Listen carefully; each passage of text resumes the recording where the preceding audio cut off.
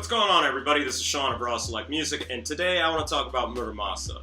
But rather than talking about his debut album that everybody's talking about right now, I want to talk about his 2014 beat tape released on Jakarta Records called Soundtrack to a Death. Let's get into it.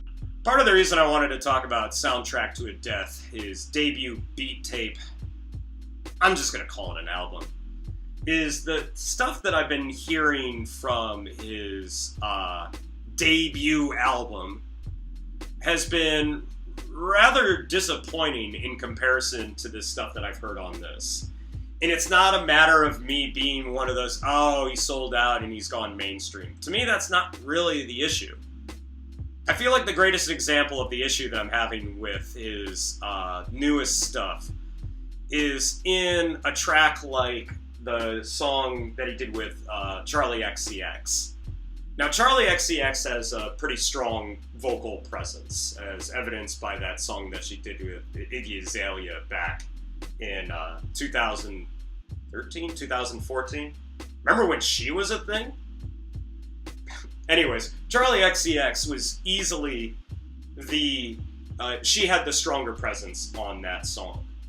And on the song that she did with Mura Masa on his debut album, it's the same issue. She is up front and center, and she overtakes the track, and it feels more like a Charli XCX track than it feels like a Mura Masa track. And with all the guest vocalists that are on his debut album, I'm a little bit concerned that it doesn't feel like it's his vision anymore, and that it feels like he just got a bunch of vocalists that I felt that he feels like it would give him more artistic credibility, which, in my opinion, he doesn't need, because with an artistic statement like this beat tape right here, I apologize, it's the middle of the afternoon and my window faces the sun, so sorry about the shit lighting in here. I feel like this is the better artistic statement.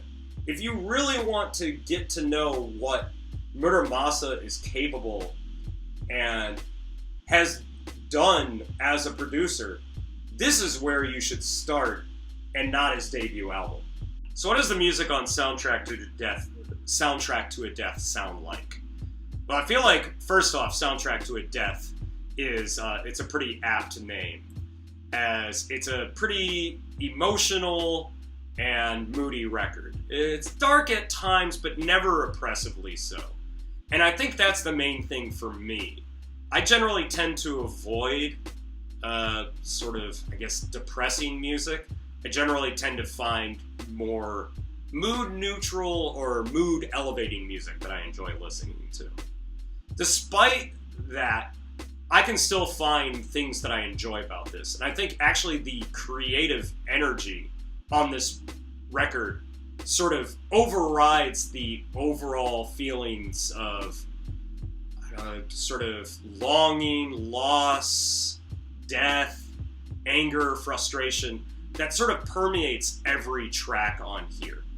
Again, that I think, even despite the fact that you could definitely tell that the tracks are tinged with those emotions, it's ultimately his musical creativity that is being showcased on this album, and ultimately why I can come back to this album over and over again and not only find new things that I didn't hear the first time, but also why it's such an enjoyable album to listen to.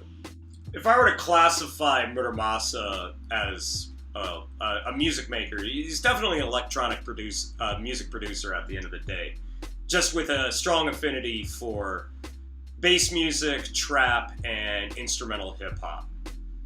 What I think really helps separate him as an electronic producer versus a lot of other people is within the stated three genres, he's really got a unique approach to making music.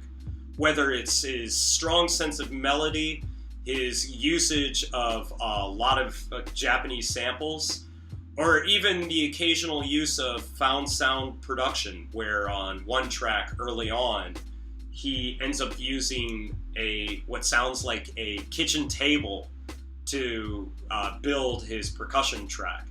It's little moments and little details like that that really sets him apart from a lot of producers that are out these days.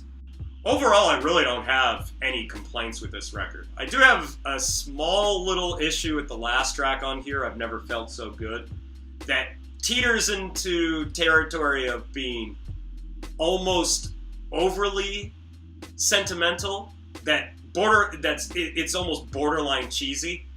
But generally I find myself enjoying the track, that it doesn't really bother me, but I could see it maybe bothering some people. At the end of the day, Soundtrack to a Death is a constantly engaging, constantly interesting beat tape that shows that you don't need to have vocals in order to make your music interesting. I mean, it is a mostly instrumental record with one feature on it.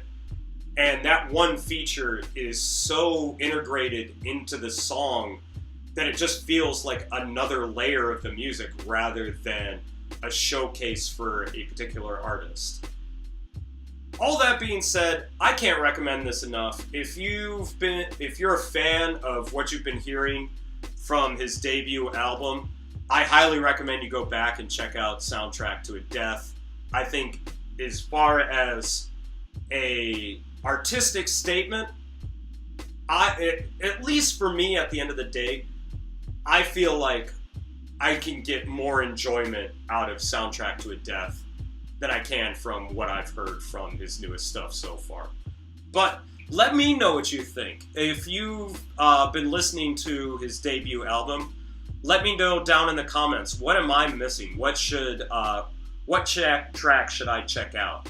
I've listened to Lovesick with A$AP Rocky. I've listened to the Designer track for about 2 seconds, which, Designer, why? And I've listened to the Jamie Liddell track, and the Jamie Liddell track, Jamie Liddell just sort of overtakes the song again, because Jamie Liddell is, he's quite a powerhouse of a singer. So let me know what I'm missing with the debut album. If you've listened to Soundtrack to a Death, what do you think of it? How do you think it compares to his debut album? As always, go down into the description and check out my WordPress blog. That's where I post all the music links for any record that I review. I don't know what I'm going to be doing for the next video. I've been thinking about doing some sort of diary behind the scenes stuff of like life in Japan or why I buy vinyl. A lot of that stuff's undecided. I came up with this idea for the review just on a whim, so you never know what's coming up next. But if you like what you saw, please like, comment, subscribe. I'm still terrible at ending videos. So thanks again for watching, and I'll see you in the next one.